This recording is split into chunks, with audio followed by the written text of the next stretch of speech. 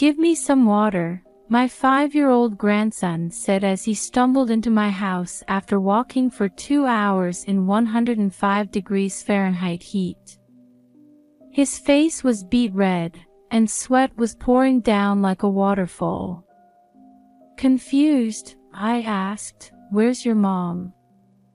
He burst into tears and said, "She's all dried up at home." I rushed to my daughter's house. There, I found her emaciated and collapsed. I quickly embraced her unresponsive body and called an ambulance, crying. My husband passed away in an accident when our daughter was 5 years old. People often suggested to me, "Why don't you remarry?" But I couldn't bring myself to do that and focused on raising my daughter, Dakota. She married a man named Ian when she was 29. While I felt relieved that my duty was somewhat complete, something bothered me. Ian seemed to care for Dakota very much, but it felt a bit excessive. After their marriage, the couple rented a house about a 20-minute drive from our place. Within 6 months, Dakota announced her pregnancy. I was overjoyed at the thought of becoming a grandmother and couldn't wait to meet my grandchild. When Dakota was about 8 months pregnant, I visited her house. She seemed to be deep in thought, her brow furrowed. "Why the long face?" I asked, worried. "Ian's job includes night shifts, right?" I started thinking about what I'd do if labor started when he wasn't around, and it scared me. It was her first pregnancy, so I suppose once she started thinking about it, one worry led to another. "I understand why you're anxious. Hey, why don't you come stay with me when you're close to your due date?" "Of course, only if Ian agrees." I thought my presence might ease my daughter's mind a bit. I glanced at Ian as I made the suggestion. Ian immediately frowned. "That's out of the question. This is exactly when a couple should be together and support each other." He raised his voice more than I'd ever heard before. "It's okay, I don't need to go back home. I have things to take care of here." Dakota quickly smoothed things over. But Ian glared at me and muttered, "Don't say unnecessary things just because you want to be with Dakota." From the time they were dating, Ian's love for her seemed heavy, or rather, he appeared to dote on her excessively. He would get incredibly worried if he couldn't contact Dakota for even a short while, and he called me more than once or twice about it. However, Dakota didn't seem to find it stifling, so I thought if they were happy, there was no problem, and I watched over them. Dakota reached full term and ended up not coming to stay with me. As luck would have it, her labor started on Ian's day off, and she gave birth safely. The baby had been shy in the womb, hiding the important parts with its feet, so we didn't know the gender until birth. A healthy baby boy was born, named Ethan. He's adorable. "Dakota, you really did well," I said words of encouragement to my daughter as she lovingly held her child when I visited the hospital. However, when I looked to the side, Ian had an unhappy expression. I thought Ian must be tired too, as I'd heard he had been holding Dakota's hand throughout her labor. "I wanted a girl." "What did you say?" I thought I must have misheard Ian's mumbled complaint. "I said, I didn't want a boy." He stood up from his chair and raised his voice. "Rather than the gender, we should be grateful that the baby was born healthy," I said to Ian, surprised. He muttered, "You're right," but for some reason, he looked sulky. Still, I wasn't too worried, thinking he would come to understand the cuteness of his child as they lived together. After Dakota was discharged from the hospital, I often went to my daughter's house to help with household chores and childcare. One day, I was surprised to see Ian not trying to soothe Ethan when he was fussy. Even when Dakota said, "Could you hold him for a bit?" Ian didn't even look up from his smartphone, pretending not to hear. I felt uncomfortable with his behavior and talked to my daughter about it. He seems to have been quite shocked that the baby wasn't a girl. But I think he'll come to love him soon. Are you sure you're okay? Dakota nodded with a slightly troubled face, but I worried that only her burden would increase. However, I heard that by the time Ethan was 6 months old, Ian was taking him for walks and even bathing him. I thought he had become a very good dad.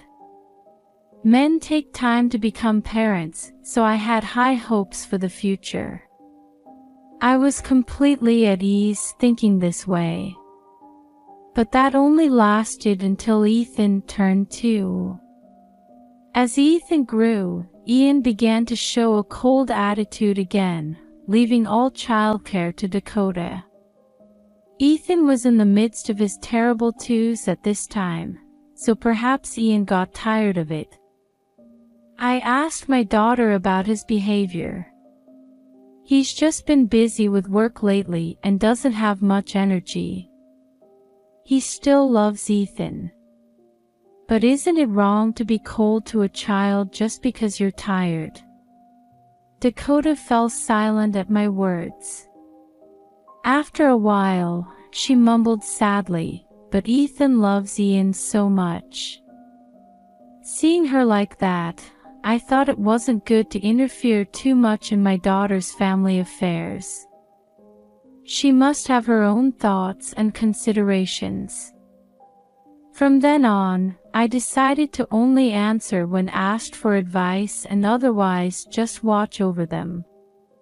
Ethan grew up steadily and soon turned 5. During this time, Ian remained unchanged, seemingly indifferent to Ethan. Despite this, Ethan grew into a straightforward and kind child, always helping his mom. After Ethan's 5th birthday, there was a period when I couldn't see them for a while due to my poor health or Dakota's circumstances. Then, one day in August, it happened. The weather forecast said the temperature would rise to 105 degrees Fahrenheit, making it an extremely hot day. Thinking it was too hot to go out, I finished my housework and was drawing postcards, my hobby, in an air-conditioned room. Suddenly, I heard a knocking sound from the direction of the entrance. I thought it might be my imagination, but I decided to check anyway. When I opened the door, to my surprise, there stood Ethan. His face was bright red, and sweat was pouring down like a waterfall. "What's wrong? Can I have some water?" I quickly brought him inside and gave him water to drink. While wiping his sweat with a towel, I listened to his story. He had walked from his house to mine, a distance that would take 2 hours for his little legs. I walked in the shade under the trees, and I drank water at the park, so I'm okay, he said. But there's no doubt it was dangerous. "Where's your mom?" I asked him, thinking there was no way Dakota would let her 5-year-old child walk alone in the scorching midsummer heat. Ethan began to cry, tears rolling down his cheeks. "She's all dried up at home. She stopped moving. Grandma, please help." I couldn't understand the situation, but from Ethan's behavior as he tried to pull me outside, I sensed that something was seriously wrong. I decided to rush to my daughter's house immediately. As I drove the car, I tried to get more details from Ethan. He began to tell me something surprising. Although it was hard to believe at first, I drove with the sole intention of getting to Dakota as quickly as possible. When we arrived at my daughter's house, I let Ethan lead me to where Dakota was supposed to be. There, I found her lying on the living room floor, emaciated and covered in bruises. "Dakota, are you okay?" There was no response to my call, and I hurriedly called an ambulance. At the hospital, the doctor who examined my daughter's condition had a grim expression. All I could do at that moment was pray that she would survive. I tried to call Ian to inform him about Dakota's situation, but he didn't answer no matter how many times I called. When I asked my grandson, he said Ian had been gone for about 2 days. What on earth was happening to my daughter's family? And anger welled up inside me towards the person who had done this to her. I felt I had to get to the bottom of this, so I sprang into action. The next day, I waited in front of Ian's workplace for him to come out. I had called his company in the morning when I still couldn't reach him, and they told me he was already at work. A few minutes after the end of the workday, he came out. "Ian, do you have a moment?" As soon as he saw me, Ian made a very annoyed expression, but I ignored it and approached him. "I can't get in touch with my daughter. Do you know anything?" "Huh? Oh, she's fine. She said she doesn't like you because you're too pushy. Did you have a fight or something?" He answered nonchalantly with a composed demeanor. Of course, I knew this was a lie, having seen my daughter's condition the day before. If he was going to respond like that, I decided to play along. I pretended to be shocked. "You interfere too much with Dakota. Isn't it because you're the kind of mother who calls me repeatedly and even shows up at my workplace just because you can't contact her for a little while?" Ian said dismissively, looking down on me, and started to smirk. I looked him straight in the eye. "I know everything." "Huh? What are you talking about?" "Ethan walked to my house yesterday in the heat. He said he wanted help for his mom. Then I told him about how Dakota was found collapsed, emaciated, and covered in bruises. That's terrible. Maybe a burglar broke in while I was away." Ian feigned surprise with an exaggerated voice and looked at my face. "Oh. But Ethan said his dad hit his mom and left," I quickly retorted. Ian's expression hardened. Yes, it was Ian who had done such a terrible thing to Dakota. That was the surprising truth that Ethan had revealed to me in the car. Other employees coming out of the company were glancing at our conversation, wondering what was going on. Of course, this wasn't a coincidence. I had intentionally been talking about Ian's actions loudly enough for others to hear. Noticing this, Ian glanced at me while scratching his head. "What are you talking about? Did Ethan say that? He sometimes says nonsense things. You shouldn't take it seriously." Ian raised his voice, perhaps trying to appeal to those around us, in an exaggeratedly surprised tone. "You did it, didn't you?" I know everything now. How could I, who loves my wife, do such a thing? He maintained a strong attitude, trying to deny everything, saying, "Stop making false accusations." I took out my smartphone from my bag and decided to show Ian a certain video. "Can you still deny it after seeing this?" He stood with his mouth agape, unable to take his eyes off my smartphone screen. The video showed scenes of Ian being cold towards Ethan and throwing hurtful words at him. "Damn. You still had this video?" he muttered in surprise. Seeing that he had quieted down a bit, I decided to start Ian's punishment. "It seems Dakota couldn't stand your attitude towards your child anymore and was collecting evidence for divorce. How do you know all this? So you hid my daughter when you found out you were about to be divorced, right?" As I pressed him, Ian stepped back and fell silent. My words caused the employees watching nearby to start murmuring. This seemed to bring Ian back to his senses. He desperately tried to correct himself. "That's not it. This is just discipline for Ethan. Isn't it normal for parents to want their children to grow up properly? The idea that I hit Dakota must be your delusion or something," he said with a snort. Since this was going nowhere, I presented a document to him. "Enough. What about this?" Ian stared at the paper, reading aloud the words, "medical certificate," written on it. "That's right. It says bone fracture and dehydration, doesn't it?"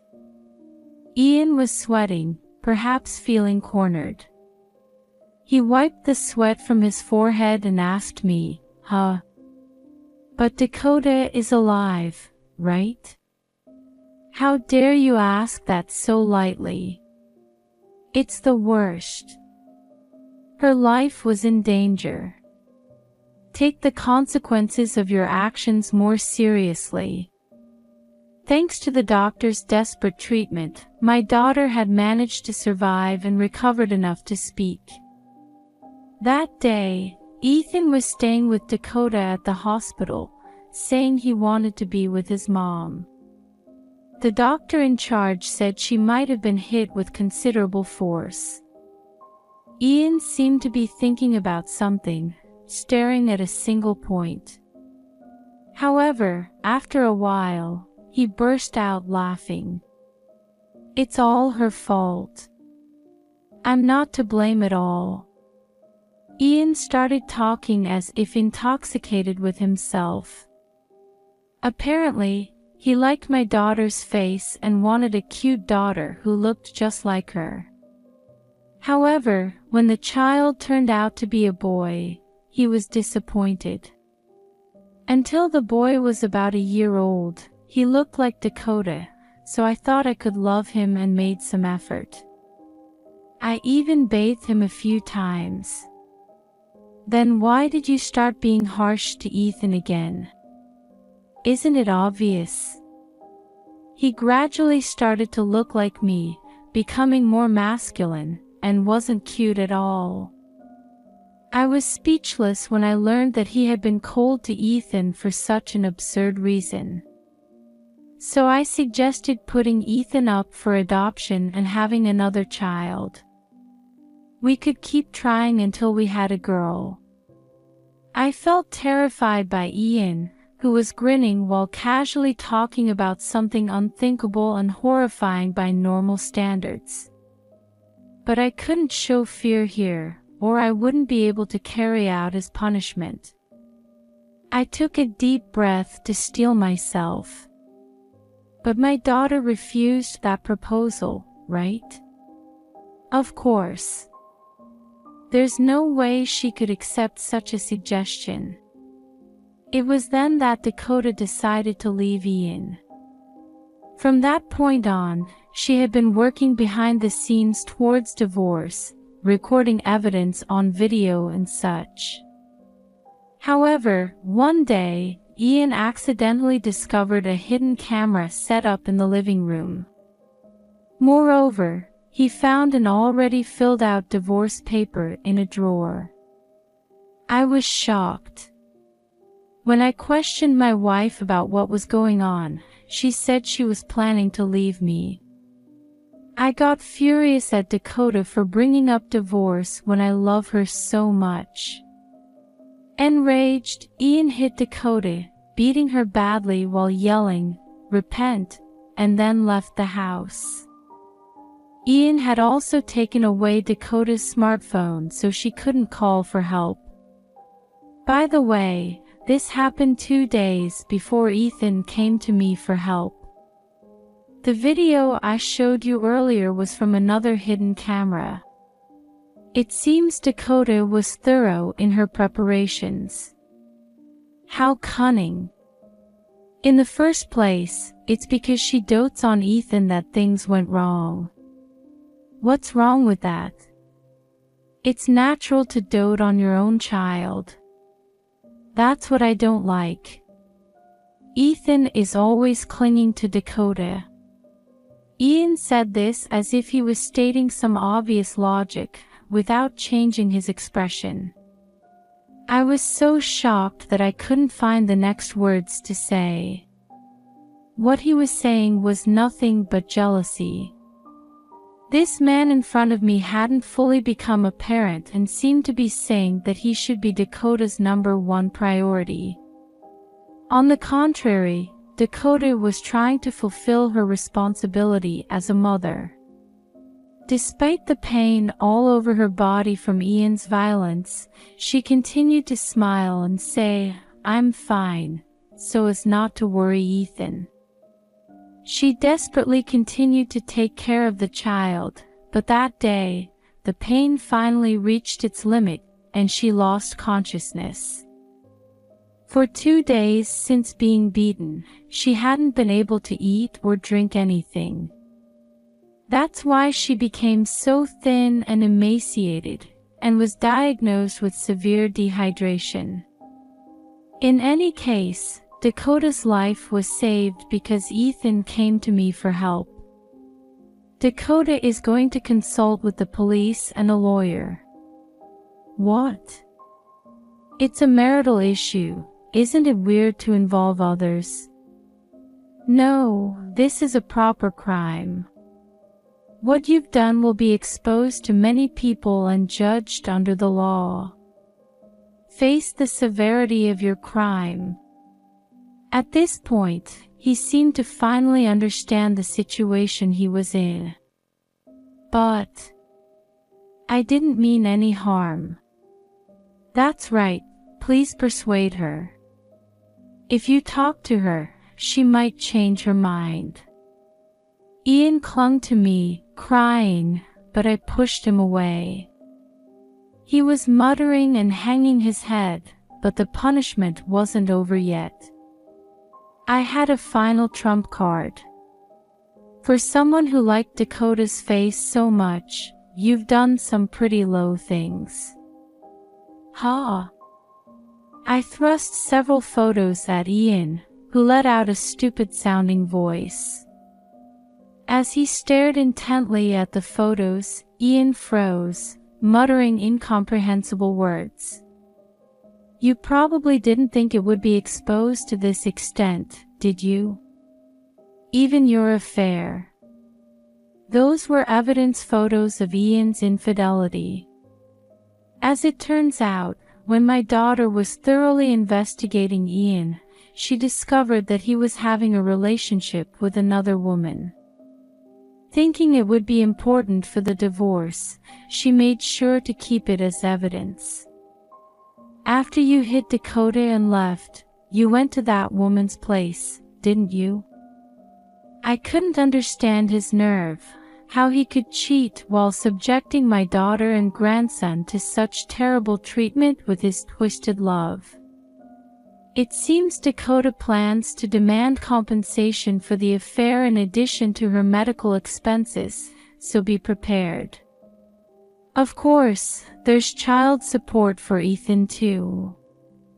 As soon as I mentioned money, he snapped back to reality and again clung to me, saying, "Please help me." But I had nothing more to say to him, so I ignored him and left the scene. Among the employees who had been watching, some applauded me, while others threw words like "pathetic" at Ian. After that, Dakota and Ian's divorce was successfully finalized. Dakota filed a police report, so Ian was questioned and then arrested. The case was later settled out of court. Dakota demanded a lump sum payment from Ian for the affair compensation, medical expenses, and child support, totaling $100,000. Ian apparently borrowed money from various sources to pay it. Because I had confronted him in front of his workplace, someone who witnessed it recorded and posted it on social media. It spread rapidly, and eventually, Ian's name was identified. As a result of this commotion, he was fired from his company and became unemployed. I heard rumors that he's now working day and night at day labor jobs to repay his debts. Dakota was safely discharged from the hospital and decided to move in with Ethan to my house. Ethan, who has been gradually regaining his energy in our daily life, takes care of Dakota despite his young age, making even us observers feel happy. From now on, I want to provide as much support as I can while prioritizing Dakota and Ethan's health and happiness.